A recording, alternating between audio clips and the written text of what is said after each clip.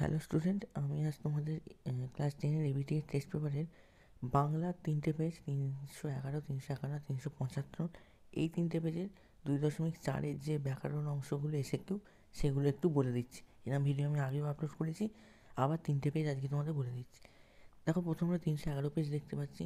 এখানে প্রথমে দেখো কী দেওয়া আছে, অনুসর্গ ও পদ্ধতি নাম লেখে। এটা আগের পেজে ছিল, তাই এখানে আর লিখিনি। এটা হচ্ছে পরসর্গ আর কর্মপ্রবচনীয়। দুইয়েরটা আছে কি, সমধাতুজকরণের উদাহরণ দাও।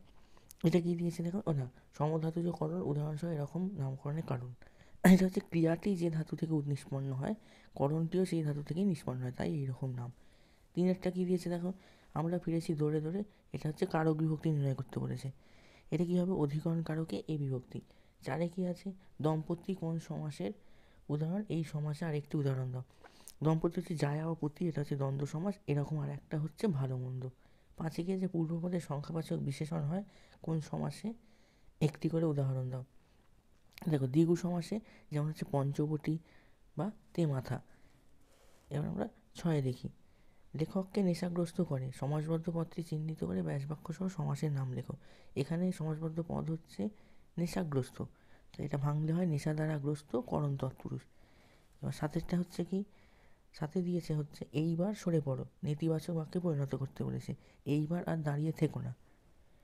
আটেরটা দেখো কি আছে, যে শর্ত আরোপিত থাকে কোন বাক্যে, একটি উদাহরণ দাও।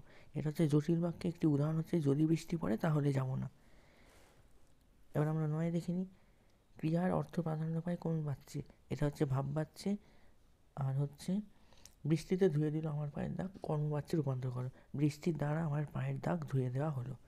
এইরকম এরপর আমরা 355 পেজ দেখে নেবো, যে 355 পেজেরও 2-4 এগুলো কী ধরনের কী প্রশ্ন দিয়েছে সেগুলো আমরা একটু দেখে নেব। এরপর আমরা এর পরের পেজ 352 পেজ দেখে নেব। এখানে দেখো, প্রথমে দিয়েছে সমাস সন্ধির একটি পার্থক্য, এটা এর আগে ছিল। দুয়েরটা হচ্ছে উদ্দেশ্য সম্প্রসারণ বলতে কী বোঝো, যে সমস্ত পদের দ্বারা উদ্দেশ্য অংশকে সম্প্রসারণ করা হয় তাকে উদ্দেশ্য সম্প্রসারক বলে। 2-3 তির্যক বিভক্তি কাকে বলে আগে হয়ে গেছে। বহুরূপী শব্দটি ব্যাসবাক্য সহ সমাস দেখুন। বহুরূপ ধারণ করেন যিনি, উপপদ তৎপুরুষ। কলম তাদের কাছে আজ অস্পৃশ্য, জটিল বাক্যে পরিণত করতে বলেছে। যেটি তাদের কাছে আজ অস্পৃশ্য সেটি হলো কলম। এরপর দেখো, ছয়টা কি দিয়েছে, গান বাঁধিবে সহস্র উপায়ে। এই নিম্নলিখিত পদে কারক বিভক্তি, মানে গানের নিচে দাগ আছে। এটা হচ্ছে যে কর্মকারকে শূন্য বিভক্তি। এবার দেখো, সাথে কি দিয়েছে, সূর্য পশ্চিম দিকে উদিত হয়। এখানে বাক্য নির্মাণে কোন শর্ত লঙ্ঘিত হয়েছে, এটা হচ্ছে বাক্যে যোগ্যতা নেই। আটে হচ্ছে কি, নদীর ধারে তার জন্ম হইয়াছে। এটা দেখো, পরিবর্তন করতে বলেছে, কর্তৃবাচ্যে। কর্তৃবাচ্যে করলে হবে নদীর ধারে সে জন্মেছে। নয়টা কি আছে, একটি গৌণ কর্মের উদাহরণ দাও। রাম শ্যামকে পড়ে, এখানে শ্যাম হচ্ছে গৌণ কর্ম। 10-এ দিয়েছে ওরা ভয়ে কাঠ হয়ে গেল। এর উদ্দেশ্য বিধেয় অংশ লিখতে বলেছে। এখানে ওরা হচ্ছে উদ্দেশ্য আর কাঠ হয়ে গেল হচ্ছে বিধেয়। এরপর আমরা 375 পেজ একটু দেখে নেব। 375 পেজে প্রথমে দেখো দিয়েছে যে নির্দেশক কাকে বলে, এটা আগে হয়ে গেছে। করণের বিপ্সর উদাহরণ, এটাও হয়ে গেছে। তিনেরটা রূপক কর্মধারায় সমাস কাকে বলে, এটা হবে দেখো, যে কর্মধারায় সমাসে উপমান আর উপমেয় এর মধ্যে অভেদ কল্পনা করা হয় তাকে রূপক কর্মধারায় বলে। চারে দেখো দিয়েছে কি, যে দিগম্বরে জটায় হাসে শিশু চাঁদের ঘর। দিগম্বর রেখাঙ্কিত পদটি ব্যাসবাক্য সহ সমাস নির্ণয় করতে বলেছে। এটা একটু এখানে ভুল হয়েছে, আর এটা আসলে হবে দিক অম্বর যার। তারপর হচ্ছে কর্মধারয় সমাস। পাঁচেরটা আছে দেখো কি, যে অনুজ্ঞাসূচক বাক্যের কাকে বলে লিখতে বলেছে, যে বাক্য দ্বারা আদেশ উপদেশ অনুরোধ বোঝায় তাকে অনুজ্ঞাসূচক বাক্য বলে। ছয়েরটা দিয়েছে কি, তুমি নির্মল করো মঙ্গল করো মলিন মর্ম মুছায়, অর্থ অনুযায়ী বাক্যটি কী ধরনের, এটা হচ্ছে প্রার্থনা সূচক।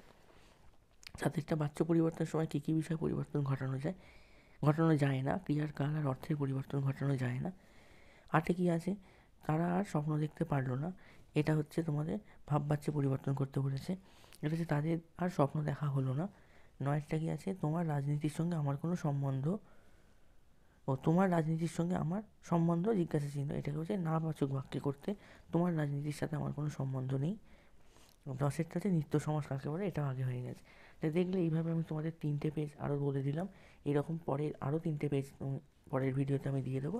তাই তোমরা আমাদের চ্যানেলটিকে অবশ্যই সাবস্ক্রাইব করে রাখো। দেখা হবে পরের ভিডিওতে।